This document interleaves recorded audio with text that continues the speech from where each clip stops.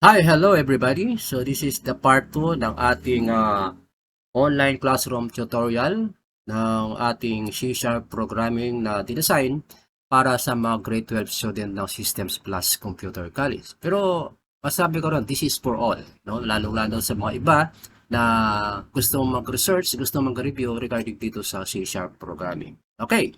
So, ang tanong dito guys, saan ba natin makikita yung tinatawag natin na part 1, no? So, hanapin muna natin siya. Yung part 1 natin yung yung SPCC 2026. So, click natin yung this PC, local disk C, documents, Visual Studio 2012, the projects, then hanapin natin yung ating ginawa, no? Ito yung SPCC 2026. So, double click mo na siya. Then, makita mo, ito yung ating topic na ginawa na ng ating part 1. Okay. So, ngayon, i-discuss natin ngayon. No? Dati, nag-create tayo ng multiple console.write line, multiple output, para mag-create ng new line. Kasi ang pagkakaiba ng console.write line sa console.write, yung console.write stays in one line, and console.write line create a new line. So before yung ginamit din natin is console.write line, opening close parenthesis, end with a semicolon para mag-create na new line. Okay? So this time, tingnan natin kung ano naman yung function ng \n, no, para mag-create siya ng new line. Okay? So let's start. So console, okay? Okay, so once na nag-ano tayo, meron na kagad siya, no? Console, okay, again, console, arrow up, enter, dot, write line.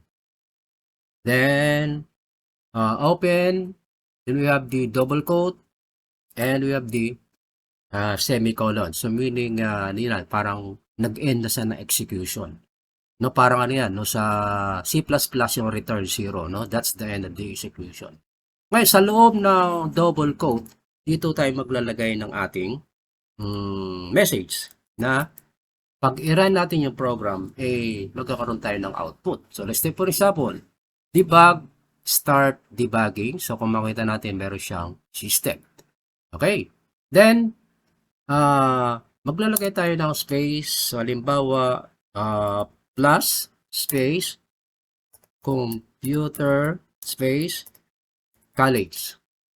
So, nasa loob siya ng double quote kapag i-start debugging tayo, mayroon tayong System Plus Computer College. Pero, in the same line. So, this time, ang kailangan natin, yung \n para mag-create ng new line. So, dito, no? So, halimbawa, yung unang ano natin ni system, maglalagay tayo ng \n. Okay? So, idikit natin siya. Save natin. \n to create a new line. So, again, \n. Right. So, once na-run ko yung program, okay, so meron siyang error. So, bakit? Kasi yung \n natin dapat naka small letter. Okay, so small letter lang siya. So, discuss natin yan. Bakit na ba?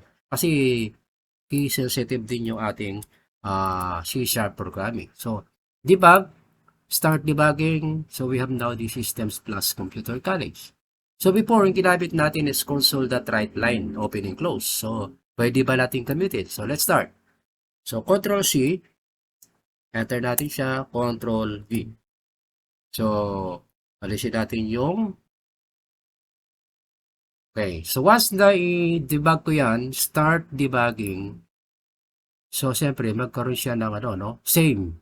Wala siyang effect doon sa atin na yun. Ngayon, ang gagawin natin, since na gumamit lang tayo ng isang console.write line, yung para magkaroon siya ng another space, mag-add tayo ng \n. Okay, so \n, and again, the \n. So, once na i-debug natin yan, it will create a new line. No? So, yun yung pinakasimpleng guys, para mag-create. Okay? So, using the \n. So, for example, another one. Okay, so another one. Halimbawa, okay, create tayo ulit ng Okay, so systems. Okay. So, nasa loob siya ng double quote.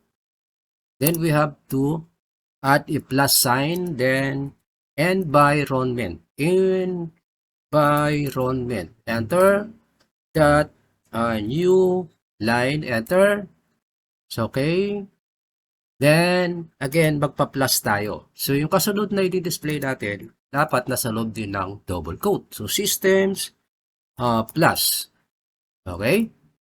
Then again, we have to plus sign. So, maglalagay ulit tayo ng environment. Environment. Okay, yan lang. Medyo napasobra. Okay. So,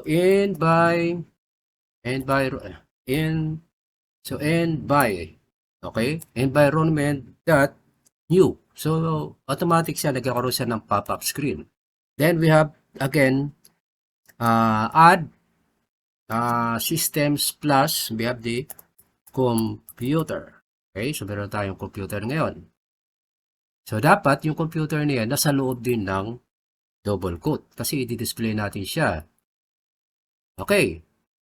Then again, plus environment. Environment dot a new line. Okay.